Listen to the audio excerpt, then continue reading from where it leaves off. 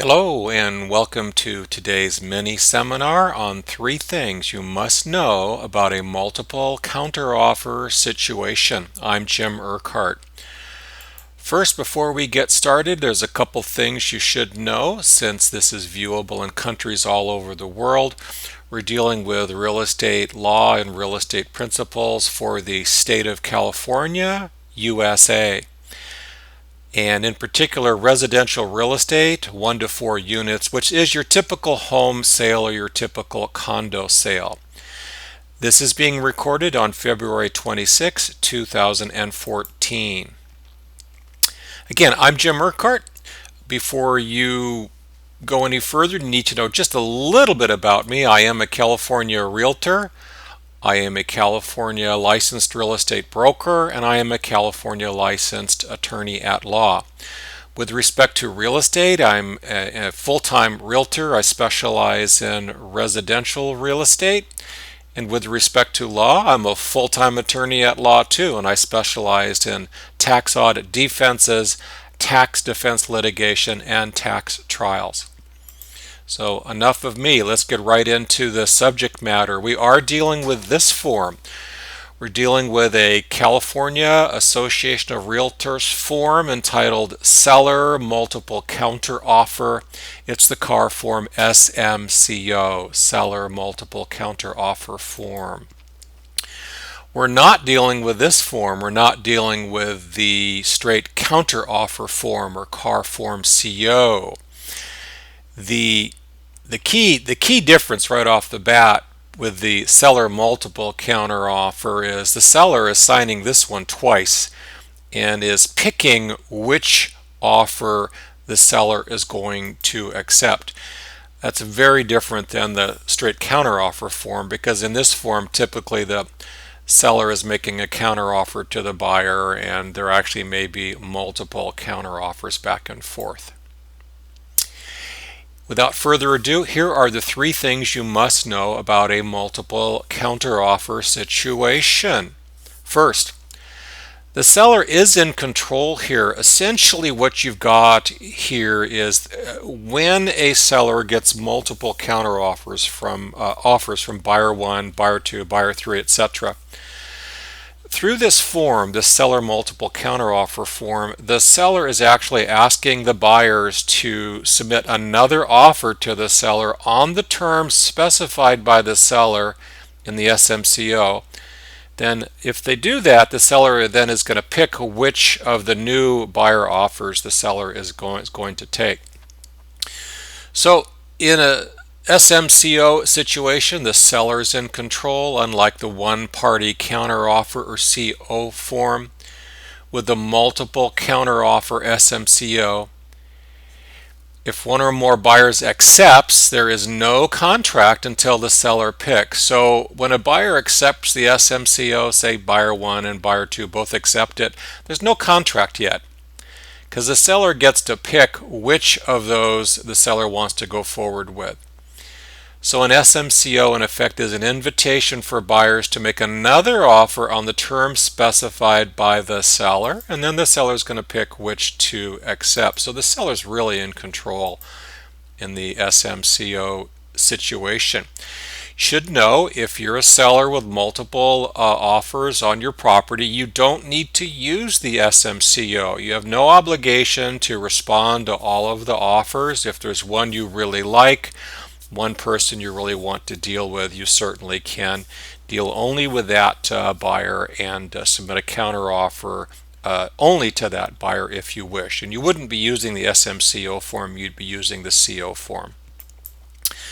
Another thing you should know, the third thing you should know about the seller multiple counteroffer situation, is that the terms of the SMCO don't have to be the same to each buyer. So if you're making a counteroffer to buyer 1, buyer 2, buyer 3, the terms can be different. Even the price could be different if you chose to do that. I'm not sure why you would, but you can.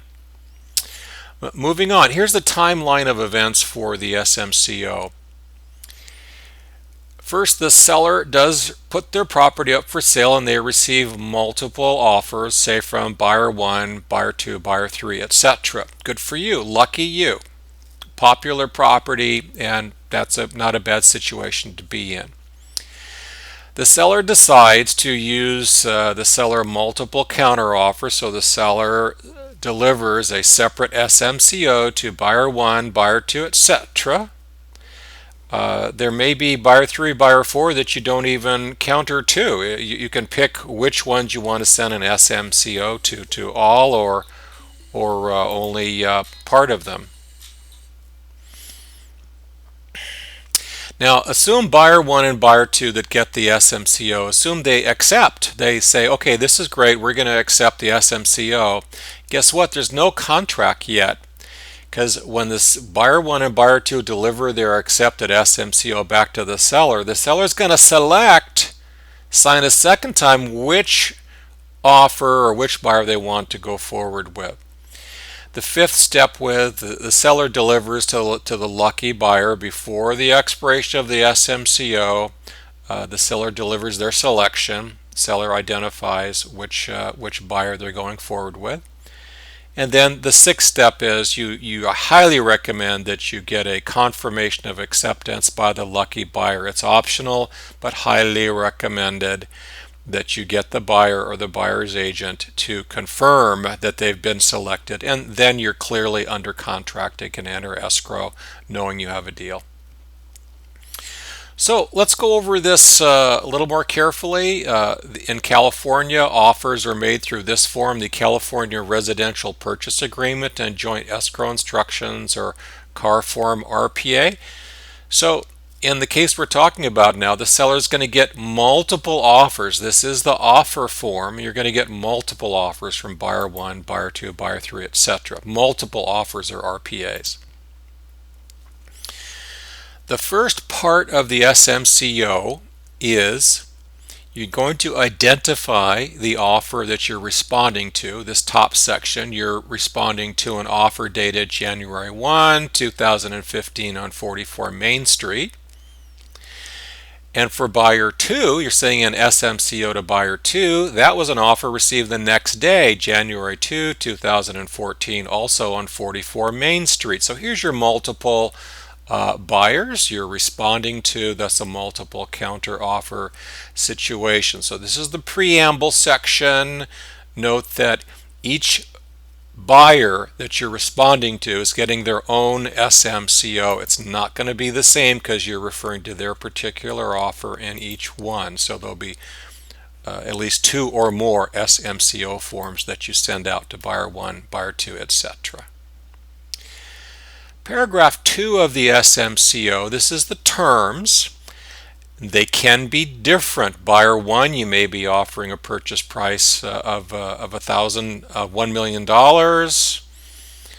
and you actually could have a different price for buyer 2. So here's the terms that you want. You're actually asking the buyers to accept this and offer this back to you, and then you as seller are going to choose which ones you want to accept. Now, paragraph 2 is the expiration of the SMCO. The default is by 5 p.m. on the third day. 5 p.m. on the third day. So when you deliver your SMCO, that's day 0. Say it's a Monday. Tuesday is day 1. Wednesday is day 2. Thursday is day 3. So by 5 o'clock on Thursday, this expires. So all of these steps need to occur by Thursday at 5 o'clock. Again, Monday is day 0, Tuesday is 1, Wednesday is day 2, Thursday is day 3. So you want all of this accomplished by 5 o'clock on day 3, which would be Thursday. The third section of the SMCO is where the seller signs for the first time. The seller is actually signing, and Sue Seller is sending this out to buyer 1, buyer 2, etc., and inviting them to submit offers back to her on the terms that she has specified. Section 4, let's say buyer 1, buyer 2, buyer 3 get their offers. They want the property. They think that the SMCO is very fair. So they're going to accept, sign section 4, bill buyer is going to accept and deliver this acceptance back to the seller.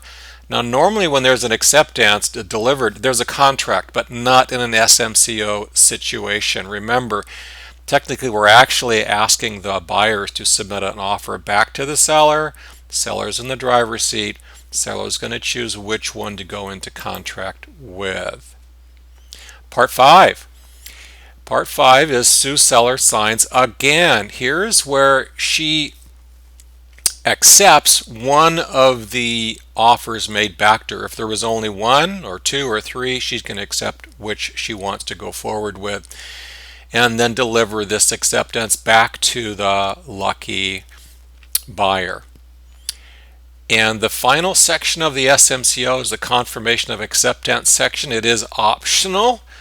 You can be under contract without the confirmation of acceptance being completed, but it's highly recommended, because when you deliver your seller's acceptance to the lucky buyer, the lucky buyer may have in the meantime found a property they really want. They don't want yours anymore, so they may deny there's a deal. So to eliminate that, highly recommended that you get a confirmation of acceptance from the buyer or the buyer's agent. And there's the initials of the buyer's agent right there. You know you have a deal. You can go ahead and enter escrow now with some confidence. So there you have it. James Team consists of myself, Jim Urquhart. I am the founder of James Team Real Estate. That is my son, James Urquhart. He is a co-worker, co-agent of mine, and co-member of the James Team, and we are affiliated with Tarbell Realtors of La Quinta, proudly affiliated with Tarbell Realtors. So that's it for now. Thank you for watching, and see you again soon.